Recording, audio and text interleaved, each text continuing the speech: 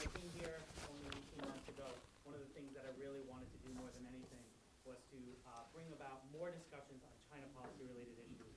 And through speaker series, the China speaker series, and other, the Strauss Center has just been so supportive and so great about helping me to push forward that objective. So I want to thank you very much for all of your support. So in the next couple of weeks, actually, we're actually going to have a couple of other things I'll just mention before we move forward. We're going to have a discussion of China in the developing world, a panel discussion. So I want to encourage you who might be interested to attend that. And then in April, there'll be David Firestein is going to be coming from East West Institute to talk about U.S.-China policy. We want to be certainly attending that if we can. Today, I'm pleased that we have Andrew Nathan from Columbia University here today. Professor Nathan is the 1919 professor in the political science department at Columbia. He's former chair of the department, and he is one of, if not, in my opinion, the most distinguished China scholar in the United States today. He has written numerous academic articles. Among my favorites, and anybody who's taken any of my classes will know this book very well, China's Search for Security, and of course, the Tiananmen Papers, which I just had autographed, so you can be jealous. But personally, if I might just relate a quick anecdote, personally, my experience with Dr. Nathan's work began when I was an undergraduate. So for those of you who don't know me at all, I'm a New Yorker. And as most New Yorkers, I really wanted to attend Columbia University. So I applied to Columbia University and was rejected from Columbia University. So I went to George Washington University, where I studied under Harry Harding and my mentor, Ed McCord. And in that class on Chinese history, we were given this essay, which, again, if you took my class, you'll remember this. Imperialism's Effects on China, 1972. And if you notice here at the top, this is actually photocopied from the reader I used 20 years ago as an undergraduate. And this really changed the trajectory of my work, because I had just come back from 8 months in China and was fully indoctrinated into ideas about the century of humiliation, imperialism, and its effects on China being terrible. And this work, not only is it only about 5 or 6 pages, which is great as an undergraduate, but its point challenges a lot of the kind of preconceived notions which I had accepted as just true. And it was at that point that I really began to think about and rethink about a lot of the things that I thought were just true about China. And so, for those of you who are in my class, you've read this, but for those of you who are not, I would suggest you read it. And it was after I read this that I redoubled my efforts. I decided not only did I want to study at Columbia, but I wanted to study under Professor Andrew Nathan at Columbia. So I quickly applied to SEPA and was quickly rejected from SEPA. But I went to Johns Hopkins University, studied under Mike Lampton, got an excellent education, and over one lunch with Professor Lampton, he said, "What do you want to do when you graduate?" And so what did I tell him? I said, "I want to do a PhD at Columbia University with Professor Andrew Nathan." And I applied. And I was, as a New Yorker, I was thrilled. I thought, this is my time. And then guess what? I was rejected from Columbia yet a third time. But I went to UCLA and studied under Professor Richard Baum. And so the moral of these stories is, you can't always get what you want, but if you try sometimes, you get what you need. But today, however, I get what I want. Because after 20 years of long waiting, Professor Nathan is here to give a lecture about Chinese foreign policy. So with that introduction, I want to turn the floor over to him and use no more of his time. Thank you so much. Thank you, Josh. Well, now I see Josh told me there was a lot of anticipation of this event. Now I see why, because his introduction is so humorous. And I learned 2 things from the introduction. One is that we need to overhaul our admission processes at Columbia, and the other thing I learned is I'm really old. So anyway, thank you all for coming. I'm glad that you're here. The topic that I am speaking about is what drives Chinese foreign policy. When President Nixon visited China in 1972. Before he visited, he published an article in Foreign Affairs magazine in 1967 in which was called Asia After Vietnam. We were involved at that time, as you know, in the war in Vietnam. The war was not going well. Nixon was positioning himself as one who could get us out of that war. And in this article in Foreign Affairs, he said that China, the fear of Chinese expansion was what was driving the American engagement in Vietnam, fear of communist expansion backed by China. And Nixon said, we've got to find a way to reach out to China and not to leave them isolated and angry, as he put it, from the rest of the world, but to engage them. So Nixon launched the policy of engagement with China. And I was around then, teaching at Columbia at that time. And we all were very thrilled with the policy of engagement. And the United States has sustained that policy until very recently, or you may say it's still the core of American strategy toward China. The strategy that Nixon articulated for engagement was, we will draw the Chinese into the world system, we will let them experience the benefits of international trade and investment, we will allow them to get richer, to raise their living standards, we will allow them to understand our civilization, our values, our rule of law, and China will turn into a pro-stability power, a power that not necessarily a direct ally of the United States, but a power that is friendly to the United States and part of the Stability Caucus in the United States. That was the engagement idea. Engagement has succeeded in many ways. So after Mao passed away, Deng Xiaoping came to power, and he really took the engagement deal that was being offered by the United States and by the West, and he pretty rapidly opened up the door of China to international economic transactions. China has become very deeply engaged in the global economy. It's a huge trading power, exporting, importing, a lot of outside investment in China, increasingly Chinese investment in the rest of the world. China has joined globalization. China has raised its living standard. The people have, all but about 100 million of them have left poverty. There's a huge middle class of about 300 million people living in modern cities with automobiles and apartments and so forth. Higher education has become very prominent. Kentucky Fried Chicken is there. McDonald's is there.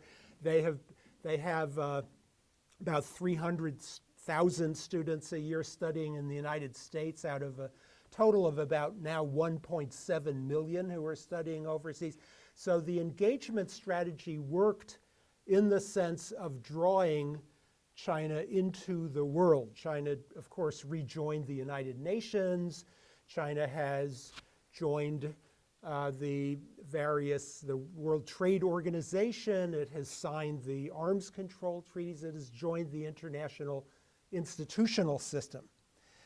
The only thing that didn't happen with the rise of China, and looking back, this might have been predictable, but we didn't predict it, was that China did not become a democracy. And instead of becoming a partner of the United States, it has begun to feel constrained by the strong presence of American power in Asia. It has begun to push back against American power in Asia. And we see the rise of more and more friction between the United States and our allies on the one hand and China on the other hand. So, for example, over the Senkaku Islands, these islands that are held by Japan in the East China Sea, in which China claims the Chinese have been asserting their presence there. They've been challenging Japanese control of these islands, and this has led to a series of small crises around the Senkaku Islands, or in the South China Sea, where we have formal alliances with the Philippines and Thailand and informal cooperative relationships with a lot of the other countries, Vietnam, Singapore, Indonesia. There are a lot of overlapping territorial claims there, which were very quiet for many, many years.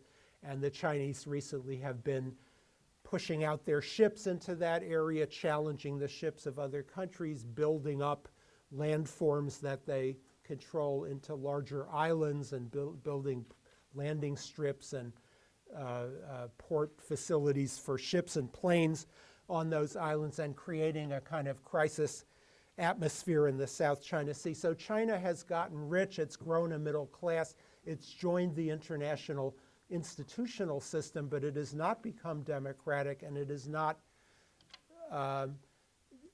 accepted the status quo of American dominance in the Asian region, Northeast Asia, Southeast Asia. So we're now really, and they now have put in charge a new leader, Xi Jinping, XI, Xi Jinping, who appears to be much more assertive than the leaders that they had before. So Mao was quite assertive, but Mao Zedong, who ruled China from 1949 until his death in 1976, was quite assertive, but he didn't have the power assets that the Chinese have now. He was isolated. He had a struggle with the Soviet Union and the United States. After Mao, you had Deng Xiaoping, who articulated a strategy of hide your light and cultivate your strength. In other words, he put out a very cooperative attitude toward the West and built up his economy. And then after Deng, you had a couple of other leaders who followed him, who also were pretty reluctant to challenge American power. But when Xi Jinping came into office in 2012, he immediately articulated a much more assertive line toward the United States and toward our allies and toward the world in general, and has put forward this idea called the China Dream, which is a kind of vacuous notion. It's not very clear what the China Dream is, and I think part of the puzzle that we have whether as analysts, as we are here in the university trying to understand China, or as policy people, as you are also in the LBJ school trying to understand what should US policy be toward China. So the puzzle is, what is this China Dream? One side of the China Dream is a prosperous China, sort of a Chinese family gathered around, the New Year's feast. We just had the Chinese New Year, as you probably know, which is a time of feasting. And sort of ruddy-cheeked children and prosperity in a stable, peaceful world. That's one version of the Chinese dream.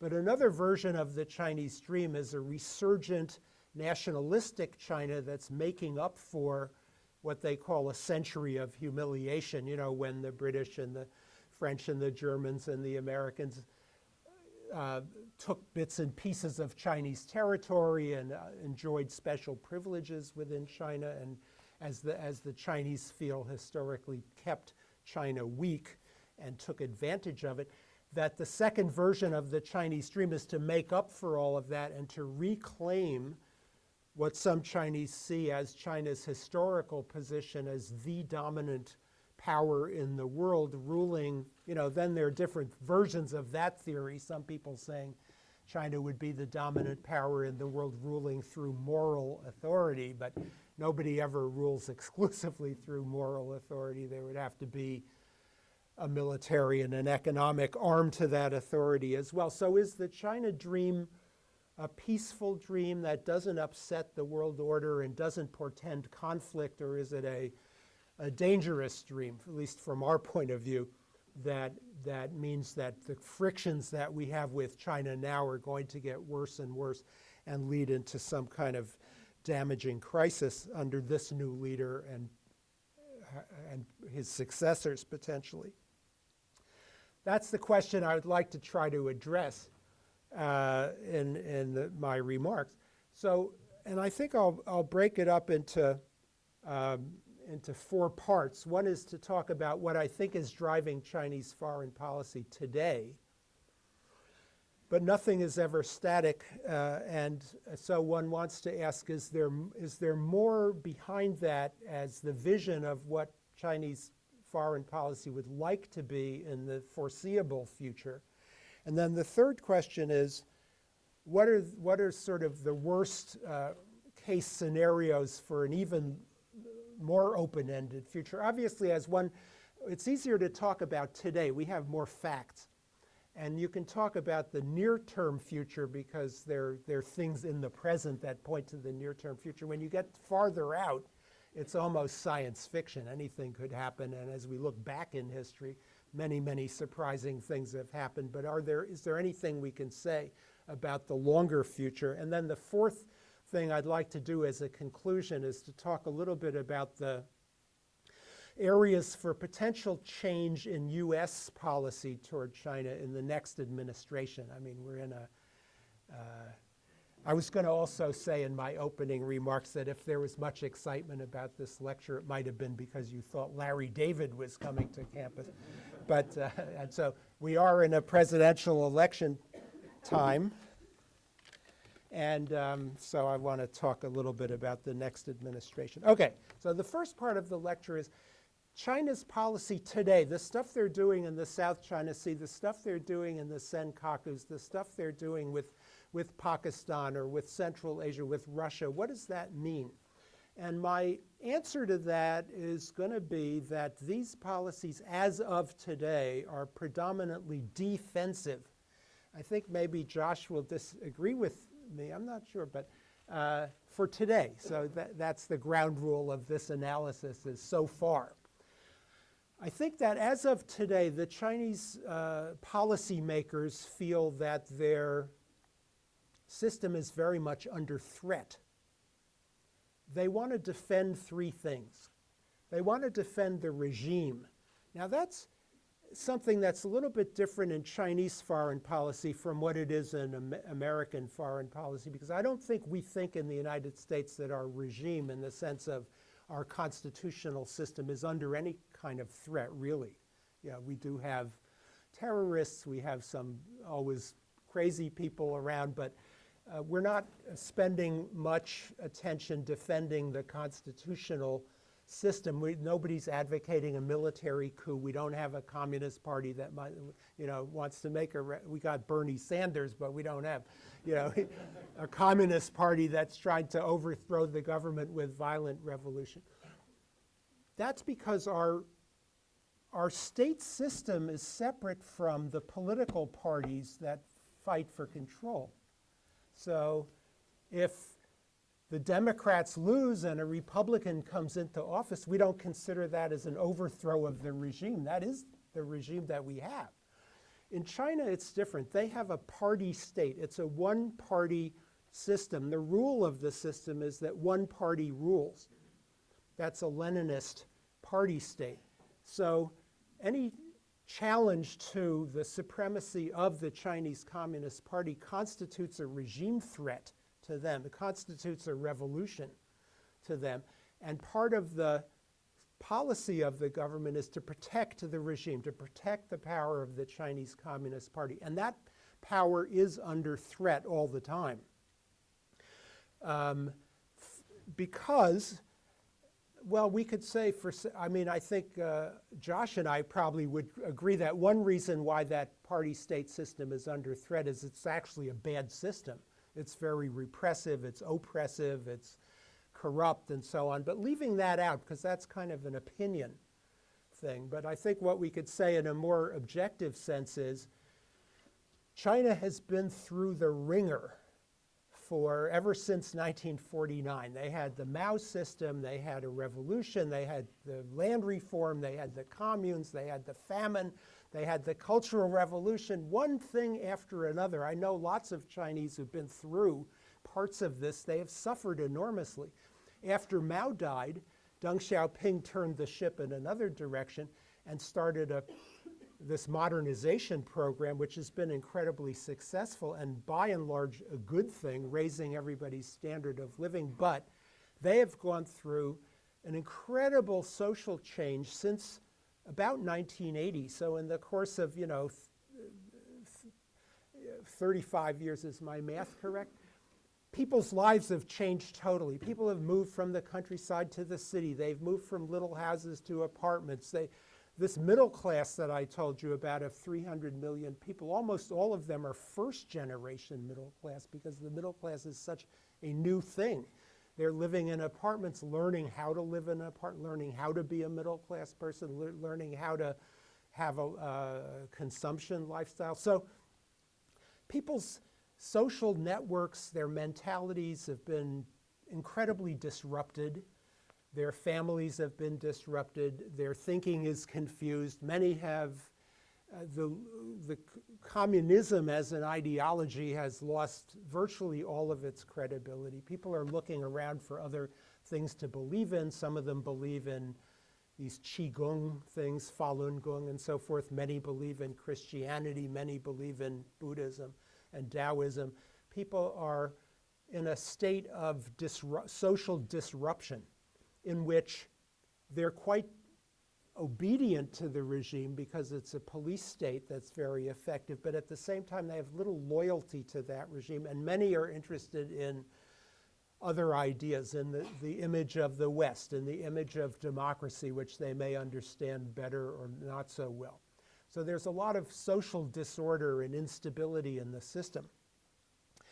And the Chinese leaders see this as a foreign policy problem because they see a lot of that instability coming from what they consider subversive efforts of Western governments, especially the United States government, in our efforts to support human rights, to promote democracy, to open up the internet, to defeat Chinese censorship of the internet, and so on and so forth. They see us as trying to overthrow the regime. Now, some of our policymakers will deny that and say, we don't want to overthrow you, but at the same time, our policymakers often say that, and Nixon said it at the beginning, that we want the system to change.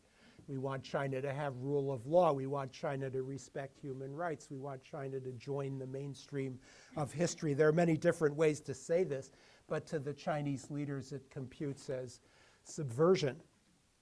So they want to defend the regime against overthrow. They also see a lot of instability in the regime from their ethnic minority populations. So China, besides being a party state that's different from our kind of regime, another special thing about the Chinese political system is that China used to be an empire.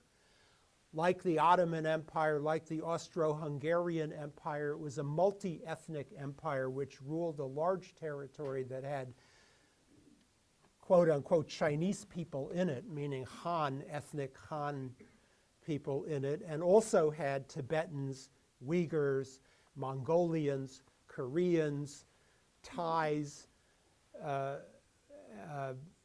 and other groups. And officially there are 55 of these ethnic minority groups in China that the government has recognized as the ones that they put a name on, which is a sort of artificial construction.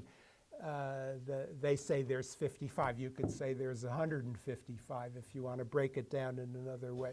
But they've noticed and named 55 of these groups, some of which are very tiny, but some of them are quite big and occupy large territories, and I'm sure you know about those, the Tibetans in Tibet and the Uyghurs, who are these Muslim people in the northwestern province of Xinjiang, as well as important populations of Mongolians and Koreans. Those are the four probably most important minority populations, all of whom are more or less alienated from the central government. Especially the Tibetans and the Uyghurs are very angry at the central government for reasons that are historical, I would say, mismanagement by Beijing of the relationships with these region. So you know in Tibet there's tremendous resistance to Chinese control, to Beijing's control.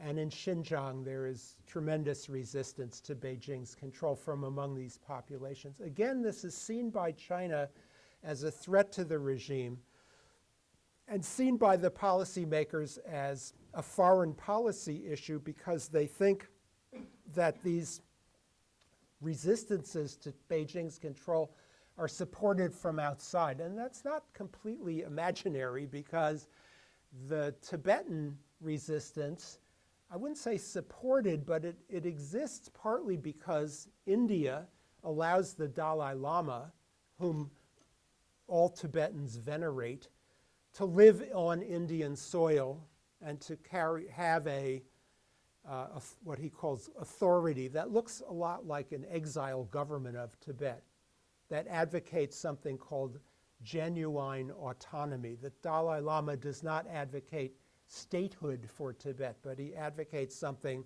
he calls genuine autonomy that Beijing views as just the opening wedge for independence. And then the Uyghurs, and not only does India allow the Dalai Lama to do this, but the US and to a lesser extent the European democracies have supported the Dalai Lama financially and with podiums for him to speak at and prestige awards, the Nobel Peace Prize as an example of that. And the Uyghur problem in Xinjiang has cross-border significance because there are many diaspora Uyghurs living in Central Asia, living in Turkey, living in Germany, as it happens, Munich, and in the United States, especially in the Washington area, and getting some support from governments overseas. So to defend itself against these various threats, the government has to repress domestically and fight back against the pressures that are happening. So, for example, try to prevent foreign governments from receiving the Dalai Lama. The second priority that is defensive, I think, of Chinese foreign policy today has to do with territorial integrity. China, the People's Republic of China was established in 1949. It's now, how many years is it? Can't do math while I'm talking at the same time. 66, 76? Anyway, been a number of decades. And the national territory is not yet completely consolidated. What is the national territory? Here, in order to understand what drives Chinese foreign policy, we have to understand the national territory as they understand it. So it includes Taiwan. Now, if I say, well, that's not your territory, if Andy Nathan in Austin, Texas says that's not your territory, that doesn't help us understand what drives Chinese foreign policy. What's driving them is, it is their territory and has always been their territory. That's their conviction, which is not completely stupid because there's a whole history there on which they draw to say that it's their territory. So right or wrong, they consider that to be their territory, Taiwan, which they don't control. As you know, Taiwan just had a presidential election, their own political parties, their own government, their own presidential palace, their own legislature. They have a government there, which in effect is independent or autonomous. It hasn't been recognized by most of the countries in the world as an independent state, but the United States, for example, which recognizes Beijing as the government of all China, also has an office in Taipei that functions exactly like an embassy. We treat them like a government. We sell weapons to them and so forth and so on. So China hasn't consolidated its territorial integrity and has to continue to work on this problem of Taiwan. It also has a kind of quasi-consolidated political territorial integrity in Hong Kong. Hong Kong, which is a small island and a small peninsula across from that island, is under the sovereignty of the People's Republic of China, but is under a system called one country, two systems that the Chinese had to agree to because as a condition for the British to give up their colonial control over Hong Kong and allow Hong Kong to revert to Chinese sovereignty. So the sovereign control of Hong Kong is sort of 50-50, 60-40, 30-70. It's not very complete. And we saw late last year the Hong Kong people demonstrating against Beijing and the Beijing authorities not being able to really prevent that. They were able to wait it out. But the Hong Kong sentiment is moving more and more against Beijing. And then there's the Senkakus that I mentioned earlier, this island that is controlled by Japan that China claims. That problem is not resolved. And perhaps most important, the South China Sea. Now, the South China Sea issue is a complicated one. Maybe I could talk more about it in Q&A. But simply to say that the South China Sea is a large body of water that is surrounded by China and a bunch of Southeast Asian countries that is quite important to all of these countries for a bunch of reasons, strategic reasons, fishery reasons, sea lanes of communication reasons, undersea oil reasons. It's not a small matter. This is a big thing, very important. It's not something if I had a claim to the South China Sea and you said to me, be reasonable, split it 50-50, I'm like, no, this is really something important. So it's not just a small strip of territory. China claims it. You and I could say their claims are stupid, but they do claim it. It's not a new claim. It's not an expanded claim. It's a historical claim that they have had for a long time, that they're not about to just throw out, that's unsettled, and in which the U.S. is an actor because the predominant Navy in the South China Sea is the American Navy, and we are also, as I mentioned earlier, allied formally and informally with a lot of the other claimants. So China really needs, I shouldn't say needs because that's a judgmental statement, but I think China's foreign policy is driven by these problems of incomplete control over territory that it claims and that is important to it. Not because sometimes you may have a claim over territory which is insignificant and you can bargain that away for some quid pro quo. These are all important claims. And finally, I should mention their unsettled territorial claims with India, which also involve very large territories that are strategically important for the control of Tibet. The third thing that drives Chinese foreign policy in a defensive sense, I think, is their economic prosperity. So as China has entered the global economy and become a huge exporter and importer, and its population's living standard has gone up and people are expecting to have those jobs and those apartments and those automobiles and those Kentucky Fried Chicken meals and money in their pocket. The regime depends upon the friendship, the charity of other countries to secure its economic lifelines, especially the United States. So China's depending on oil, gas, copper, iron, soybeans, beef, apples coming across the ocean, where those oceans are protected by the U.S. Navy predominantly, and coming across the Indian Ocean, which is protected to a greater or lesser degree by the Indian Navy, which actually is a pretty big navy. And coming across the Pacific, which is controlled by the U.S. Navy, and oil coming out of the Middle East and out of Africa, which is more or less, to whatever extent it is stabilized, and it's getting worse and worse, but, by American power. So China's in a position in which its economic prosperity is theoretically very easy to be turned off by the United States and our allies, or potentially by other unfriendly countries. Now, we wouldn't do that, actually, but if you are the policymaker in China, this is not a situation that you want to bequeath to your successor. This is not a sort of adequate status quo. It's an unsatisfactory situation.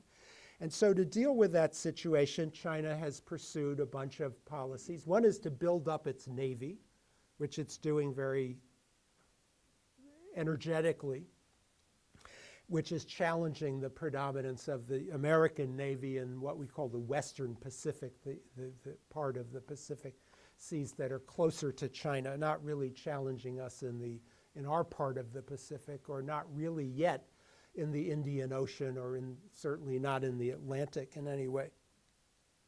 And another thing is to develop more and more intensive relations with the countries that are along these transport routes. So, for example, Pakistan, Sri Lanka. So take the example of Pakistan, which is a country that is actually a formal treaty ally of the United States. We might forget that, but which has long had very close relations as well with China, and the Chinese have been building a port called Gwadar in Pakistan, in the western part of Pakistan near the Arabian Sea, and a pipeline from that port into western China. So the idea of, now this project faces a lot of obstacles, but the concept of a project like that is presumably to gradually build up the foundation for China's energy security, where you have a pipeline so that some of the oil can go across land and not be vulnerable to sea interdiction,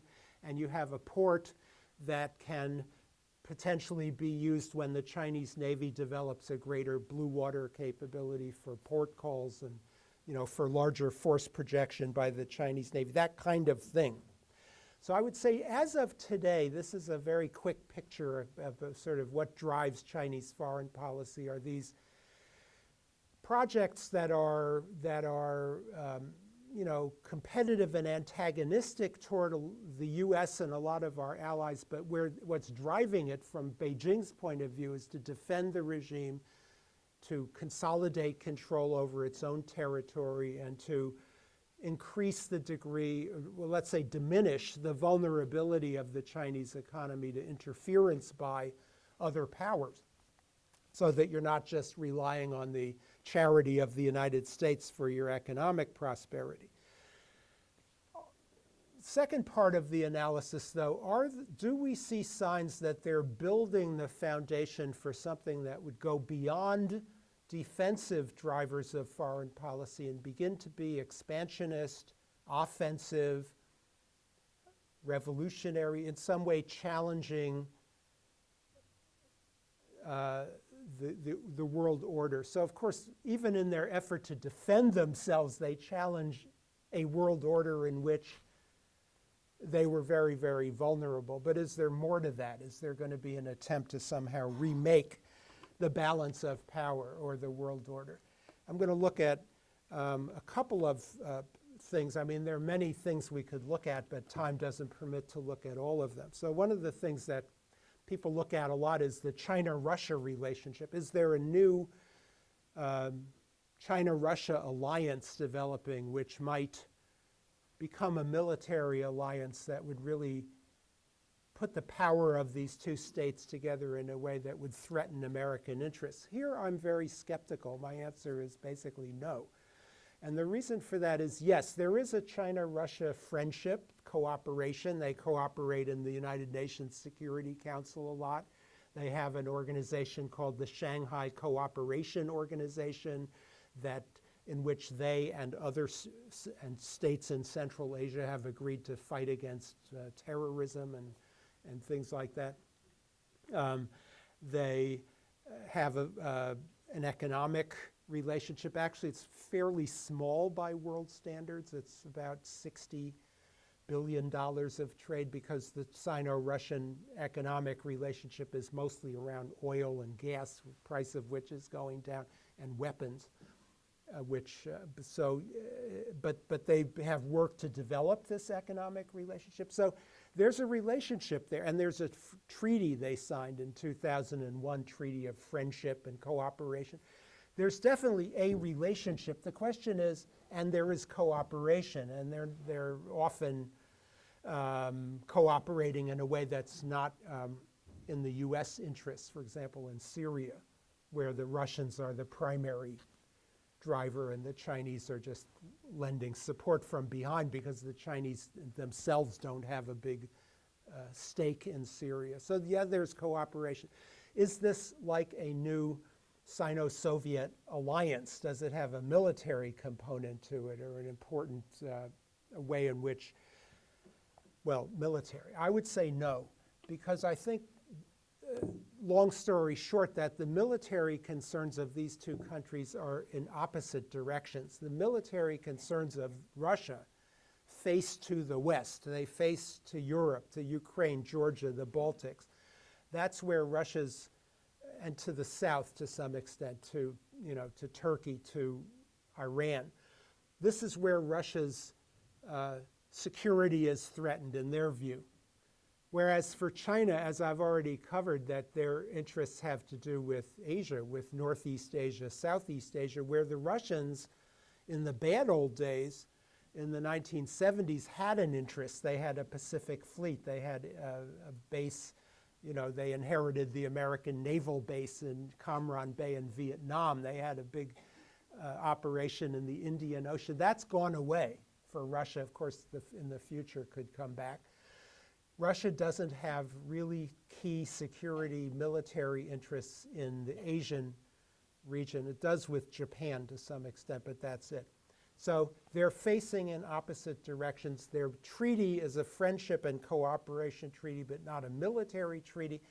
Their joint military exercises that they do have are all focused on anti-terrorism in Central Asia, which doesn't strike at any core US security interests. When it comes to something like Afghanistan or North Korea, there's more overlap, not identity, but more overlap between the Chinese and US and Russian positions than there is divergency. So I say no to that. Is there a Chinese plan for a different world order? Do they want to replace the UN? Do they want to replace the World Trade Organization? Do they want to overthrow the arms control and disarmament system that they have? Do they want to, and my answer to that is no also, is that they have joined all of these international regimes and they have more or less played by the rule of these regimes to the extent that anybody does. Now you might say, oh, they're cheating on the World Trade Organization. Yes and no. I mean, so do we. And so did the Europeans. And part of the World Trade Organization is first you sign this 800-page thing, and then you hire lawyers to come in and interpret the thing. And that's rule of law. We all live with that in our own daily life, like the tax code. And so they'll cheat, and then we sue them in the WTO. Then they lose usually, which is good. And then they say, okay, we lost, we're going to comply. Then they drag their feet. That's the way the game is played. That is the system. So it's not like they want to have a different trade system in the world. They benefit from this trade system. What about the Asian Infrastructure Investment Bank that China has created that's supposed to be a big challenge to the World Bank? We'll see. It's early days yet, but my understanding is this is going to be another development bank like the World Bank, like the Asian Development Bank, using basically the same lending standards, basically the same due diligence, which is not very good in the World Bank either. They've hired a bunch of Westerners. They've got a lot of Western countries that have joined this thing. So it's just another bank of the same kind, I think, although it hasn't started operations. So it's not a challenge to the normative order of the world system. Human rights I'm going to be discussing in a session tomorrow or later tomorrow, so I'm not going to go into it now.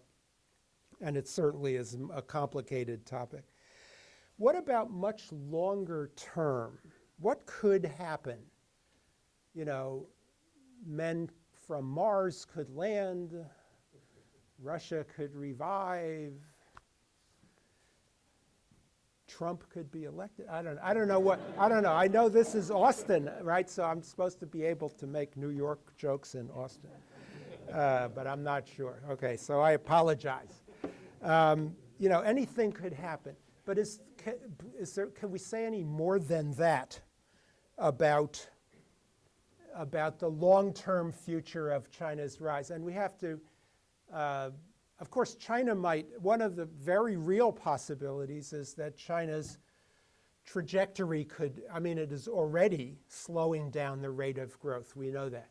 So they had from 1992 until 2014, I guess, they had double-digit rates of growth, supposedly. Their statistics are not that reliable, but I think, you know, probably they did have 10, 11% growth, so their GDP was going up very, very fast, overtook Japan. They become the #2 economy in the world.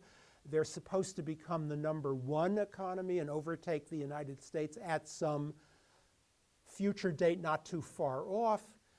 You know, so that was happening, and then the rate of growth has slowed down, and it's supposedly 6.9%. Probably it's actually 5%. That slowdown should continue. I think it's pretty safe to say that it won't go up again. It'll stay at 5. And then the economists are debating a lot. Is it going to have a crash, bankrupt, you know, foreign exchange crisis, currency crisis, debt crisis? We don't know. But let's say, so that could happen, and that would obviously have a huge effect on China's ability to exert power, because the power that they exert is partly economic power. It's financial, it's markets, it's investment, it's partly military, which takes money to create, and it's partly soft power in terms of prestige, in terms of Confucius Institutes, in terms of Xinhua News Agency, Central China Television broadcast. That takes money as well and also draws prestige from economic success. A big economic slowdown or crash could, you know, would detract from all of those sources of influence and also might lead into a domestic political crisis. That could happen. Okay, but what I want to talk about is, should we worry about what would be from their side upside potential? That is to say, how bad if China keeps on growing at 5% and does overtake the United States as the biggest economy in the world, and continues to invest in its navy and so on. How much of a challenge might they want to pose 30 years out, let's say, to the world order that we have, which is one in which I would say we're no longer the so-called sole superpower. It's not the, you know, after the collapse of the Soviet Union in the 1990s, we had a short period where the U.S. was kind of omnipotent. That isn't there anymore, but would China really be able to fundamentally challenge the balance of power in the world? And here again, I'm going to express some skepticism about that doomsday scenario, and I'm going to give you, well, one key reason for that.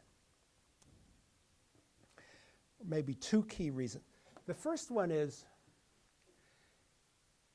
that China will, I predict that China will never, and never is a scary word for a political scientist, but at my age, who cares? I'll be dead.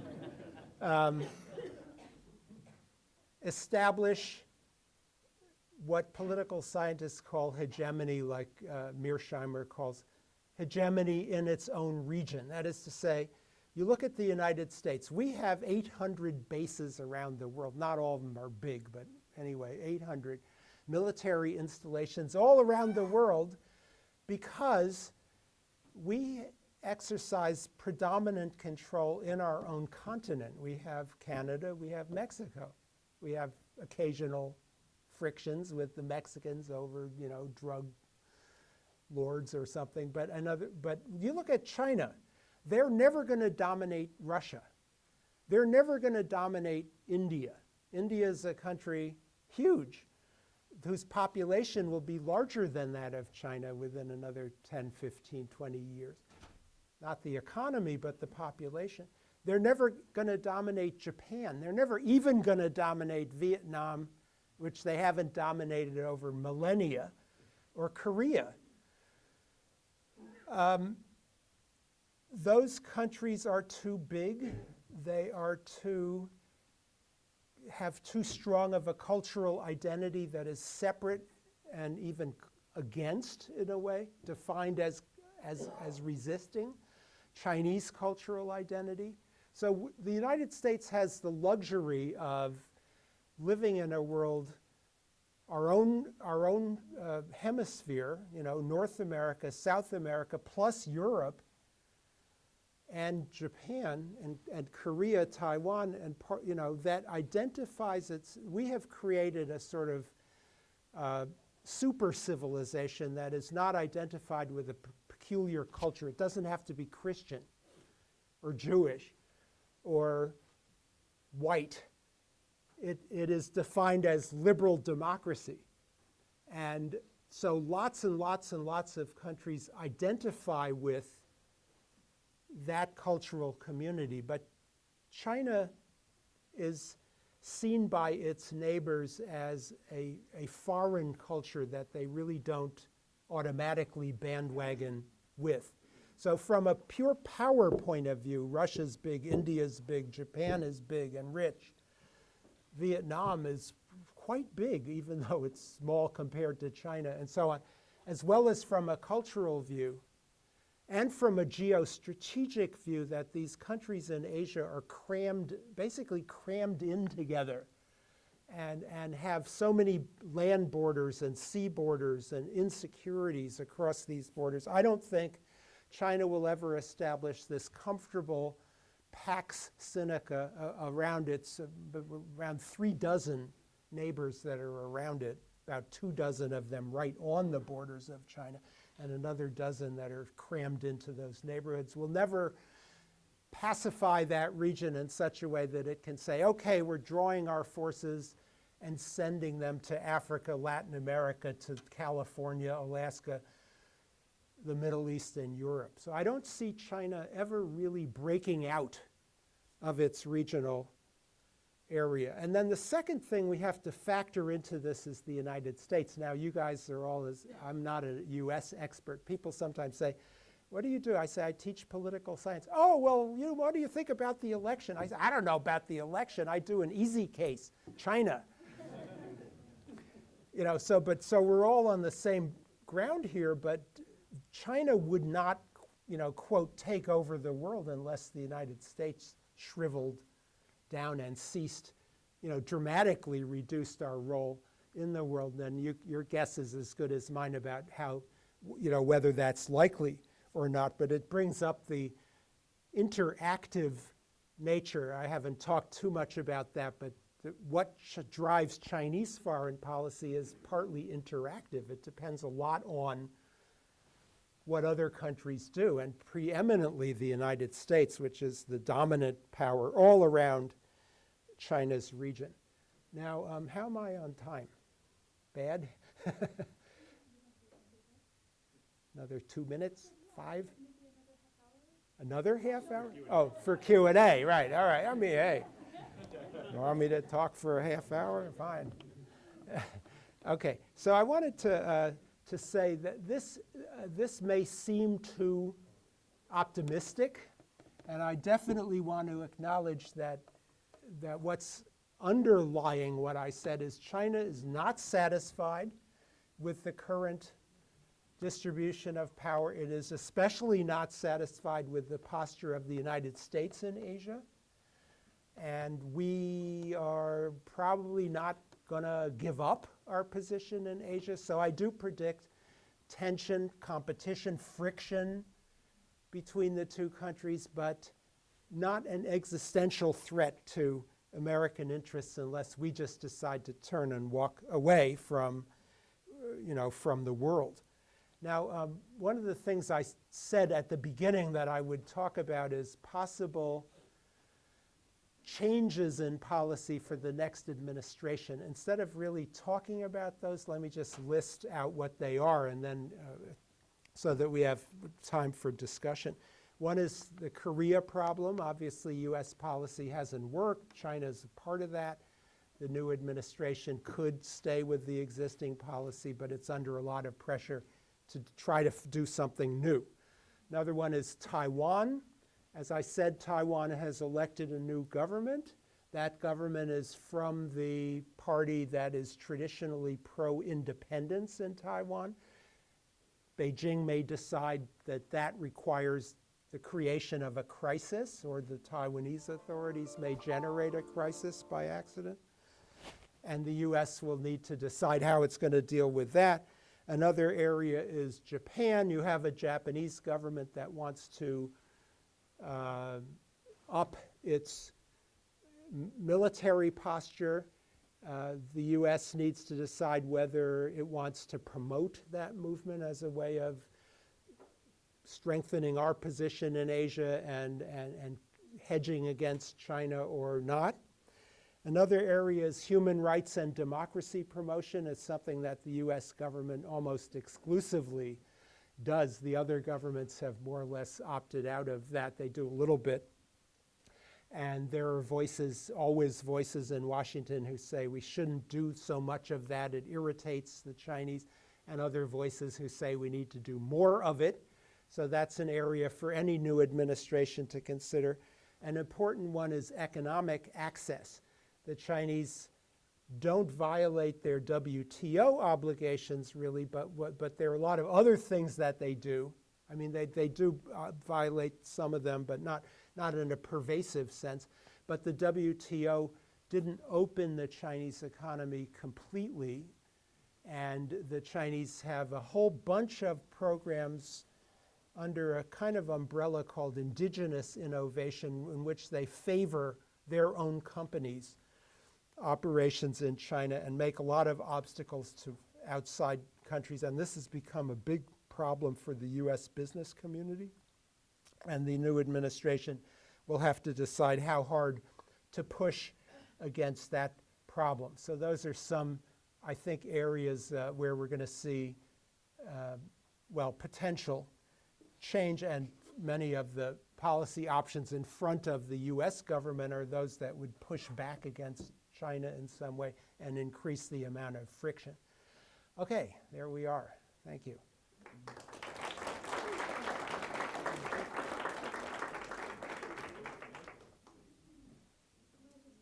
Sure, I'll recognize quick people. Thanks. Alan Cooperman, I'm a professor here. Thanks very much for your talk. Mm-hmm. I just wanted to ask about one thing you said, which I at least didn't find your explanation convincing. And this had to do with whether or not there would be a Russia-China alliance, the military alliance. And you said no, and you said the reason is because they have their interests are in different geographic regions. It seems to me that would actually incentivize an alliance because they don't have competition. We can think back, who was Nazi Germany's ally? Imperial Japan. Why? Because they had no competing geographic interests. So I think that actually would push in the other direction towards incentivizing a Russia-China alliance. And there's a couple other things that would as well. One is traditional realist balancing against the predominant power in the world, which is the U.S. That would incentivize an alliance. And then in addition, you have potential ideological reasons for doing so. That is, both of these countries are coming under ideological pressure from the U.S. and the West on democratization and human rights. And maybe Russia was a democracy a decade or two ago, but it sure isn't right now. And so they have at least three reasons why they would have an alliance. Now, I'll agree with you, I don't see that alliance yet. So you may be right, there's not going to be an alliance, but I need a better explanation as to why. So I think they do cooperate on pushing back against U.S. human rights, democracy, humanitarian intervention, regime overthrow. They do share an interest in frustrating American unilateralism. They have some competing interests in Central Asia, where Russia is traditionally dominant, and they've managed to. And there's a lot of suspicion between the two sides, and the Russians continue to worry about Chinese infiltration of the Russian Far East.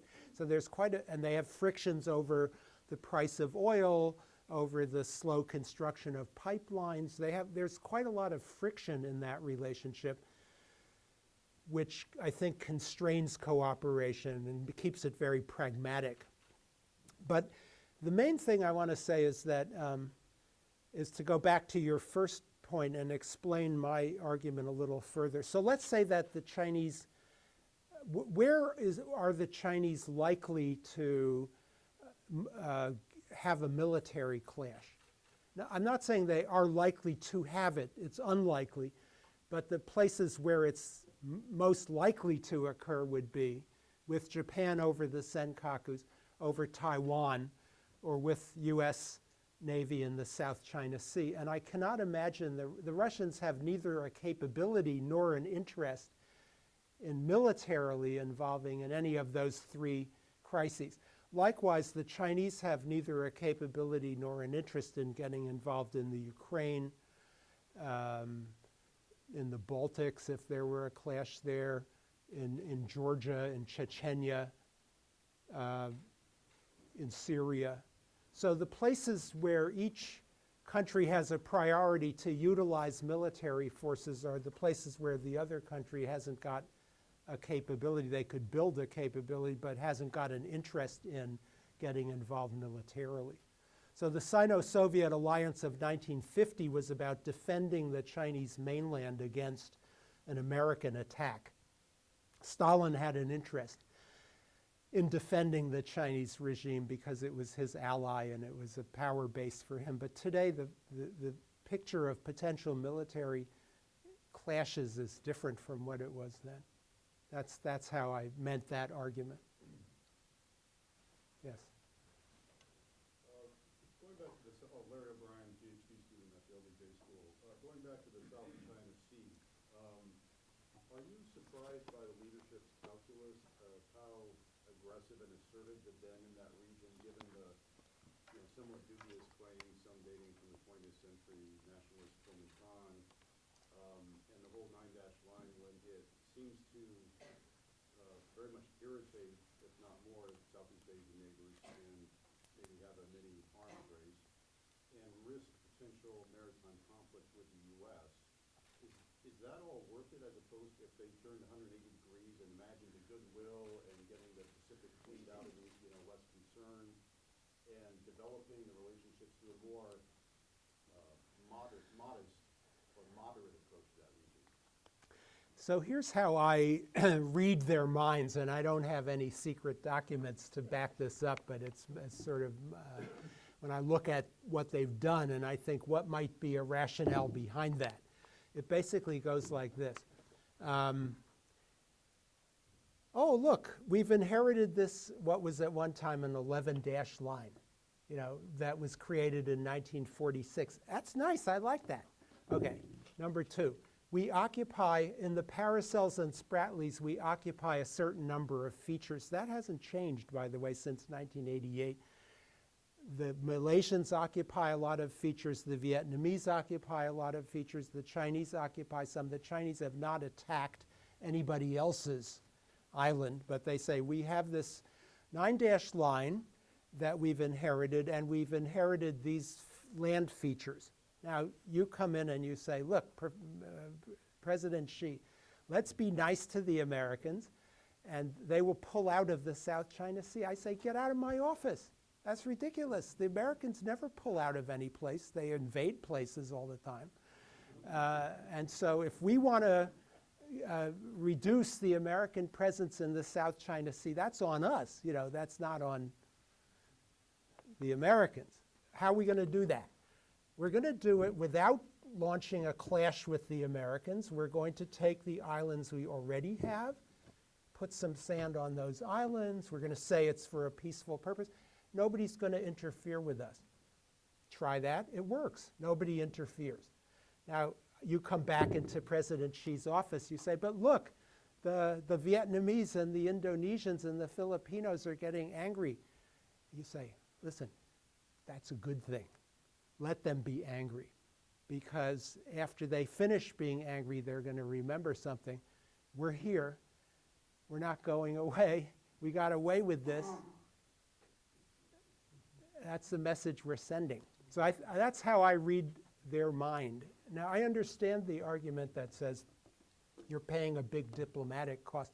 I think they think that diplomatic cost is here today, gone tomorrow. Everybody's pragmatic. Whoever is the big dog on the block, they're going to get along with that country. We've shown the Americans are weak. They have done nothing. 2 freedom of navigation operations, both of them very ambiguous, basically acknowledging our sovereignty. We won. I think that's how they see it. Yes.